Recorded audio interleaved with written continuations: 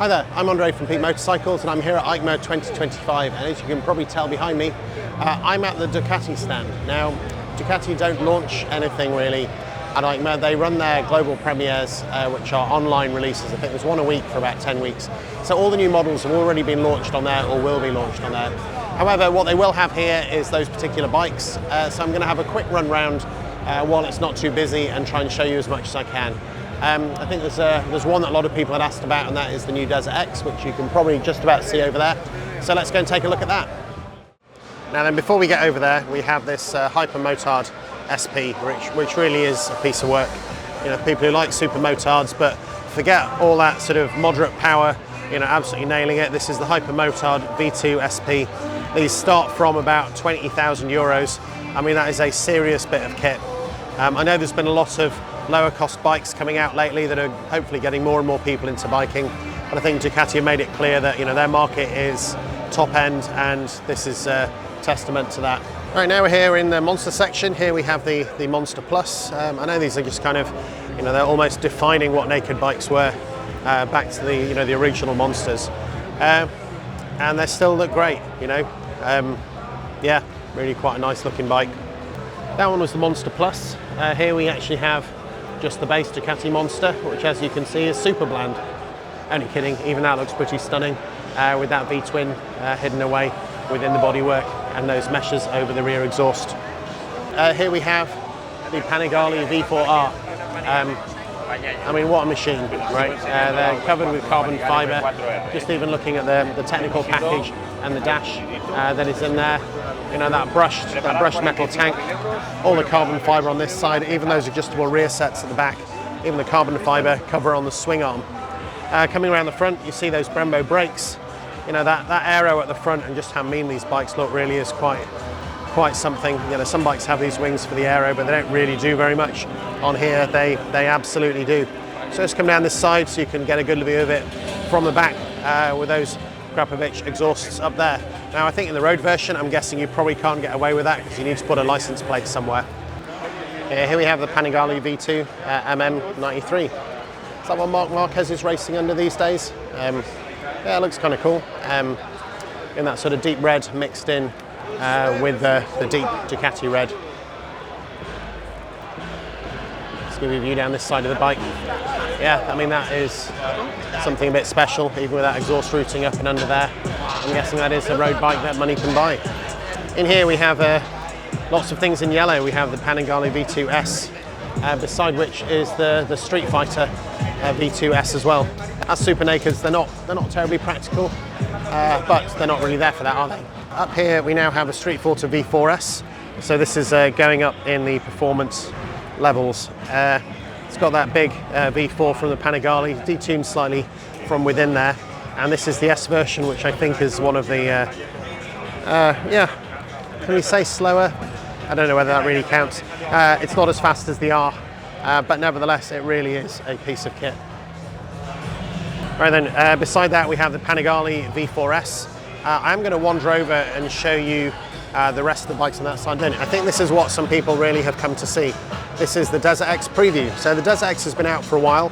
I think the previous one was based around the 950 Multistrada in the day. I could be wrong, but I'm sure someone will correct me if I am. This isn't a production bike yet, but this is something they have launched here as being what the refresh will look like. If you're already a DesertX owner, if I give you a close-up look at that, there's probably a few things on there that you'll have noticed have changed. Honestly, I'm not that familiar with the original bike to be able to call out what has actually changed within here. But yeah, that does look pretty cool. I'm sure there's some still tweaks to be done before we get a production bike out of that. But it certainly keeps a lot of the DNA of the original DesertX within that bike. Next thing to show you is the Ducati 250 Desmo motocross bikes, which actually, you know, look kind of cool. It's interesting to see that Ducati are actually branching out into motocross. Now, on the one hand, it's another racing discipline, I suppose, and something where they can really shine with excellence in engineering, and I think they certainly are doing that. This one looks like a competition bike. In fact, it's Alessandro Lupini's number 77 race bike. But they also have the normal bike here. Yeah, for mere mortals who want to buy and to take a Ducati motocross riding. And this might be a little bit more interesting, at least for me. So this is the Desmo 450 Enduro preview. So again, this is not a production bike, this is not a bike that you can buy, but interesting to see that Ducati are getting into Enduro. I suppose it'll be interesting to see where it ends with this. You know, are they going to go into rallying? You know, if they've got that 450 single and they make an Enduro bike, is the next logical step to produce a rally bike, maybe go up against the likes of KTM in that discipline. I'm sure they wouldn't really accept being in second place. Now we have the Diavel V4s. Now this is just the basic standard model. As you can see, that looks pretty remarkable, even just in its standard form. But let's go and take a look at this one. This is the Diavel V4RS, which is an absolute beast of a machine. I mean, the standard ones are pretty intimidating, and this one has, I think, the engine out of the Panigale. I mean, it really is quite an incredible thing to behold. You know, I mean, the fact you've got that upright riding position with all that power in what is a super imposing bike. I mean, these things start from 39,000 euros. So yeah, that level of innovation and technology comes at a price. Right then, here we have the Multistrada V4 Rally. That music really is pumping out. I think these look great, but these start for around 29,000 euros. So, you know, that is a fair chunk of change to drop on a big sports tourer with the word rally in the title. I'm not sure whether you'd take one of those off-road for 30,000 euros, or at least if you did, you'd probably have to be reasonably careful. We also have the Multistrada V2S, which again is quite a remarkable bike. If anything, that engine might be a little more suited to taking it off-road, but I think these are predominantly sports tourers rather than, you know, off-road adventure bikes. And here we have the limited edition Multistrada V4 Pikes Peak. They've made Pikes Peaks as sort of their, I suppose, souped up edition, and up until the RS came along, I think they were always like the, you know, the tweaked versions or the highly accessorized versions with the best of everything that's on them. I will come to the RS in just a moment. Right then, here we have Ducati Multistrada V4S. Yeah, it's got the luggage on it. You can certainly take that traveling. It's got the mount for a top case, and it is a high-performance sports tourer. Yeah, without a doubt, you know, it's up against the likes of the BMW's XR, S1000 XR. But when BMW made by putting the M1000RR engine in it, I think Ducati thought, well, we should do that. And here we have the Multistrada V4 RS. So this has got, I think, the Panigale engine in it, the same as what they've done with the Diavel. And yeah, as you can see, that is fully tripped out. It's got that electronic Olin suspension at the front, carbon fiber hand guards. But again, it's its upright riding position. I mean, it's got a little bit of a step up to the pillion seat, because I'm sure this thing must absolutely fly. It's quite a subtle exhaust there at the back, but make no mistake, this is an absolute weapon. Yeah, they are pretty amazing machines for sports tourers. You know, if you wanted to go and ride across Europe, I'm sure you can do that. Oh, and if you got 40,000 euros to spare on a sports tourer. Right, one other one I missed is to show you the Multistrada, V4 Multistrada Rally, the one that's not on a plinth and without luggage on it. You know, it is the more off-roady version. This one comes with Pirelli Scorpions, so you could take it trail riding. I did actually ride one of these at the ABR Festival a couple of years ago when it first came out, and yeah, I quite enjoyed it. You know, I thought it would probably be geared wrongly and set up wrongly for trail riding, but there's so much power and torque from that engine that, yeah, you can ride it anywhere. And stuck away in the back of the Ducati stand are the Scramblers. I know this is kind of a separate brand for Ducati.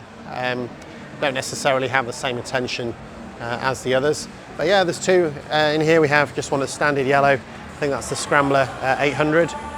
I've got one of these from 2015, one of the first ones that came out. I think this has been, you know, they've had a lot of tweaks and even a new version since then, you know, with things like having the TFT dash. But fundamentally, they're still the same. They're kind of simple bikes, not terribly heavy, but with a V-twin. And yeah, I love mine. I've got the Termi pipe, makes a right racket, but yeah, I'll be having that bike for a while, I think.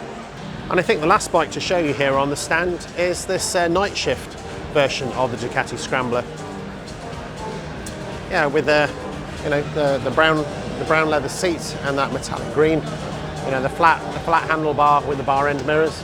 That actually looks kind of classy. I mean, it's definitely a sub-brand. It's definitely very different to everything else that Ducati are doing in terms of performance, in terms of look. but at the same time I think these sort of retro looking bikes do have a place here on the Ducati stand. Right then, that is my penultimate video from EICMA 2025. I have a lot of editing ahead of me. I'm just going to nip back up to Harley Davidson and see if I can get around there.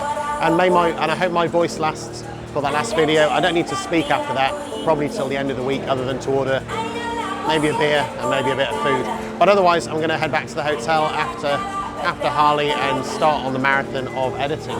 So I hope this has been interesting and useful. If it has, please check out my other content and maybe I'll see you there. Thanks for watching.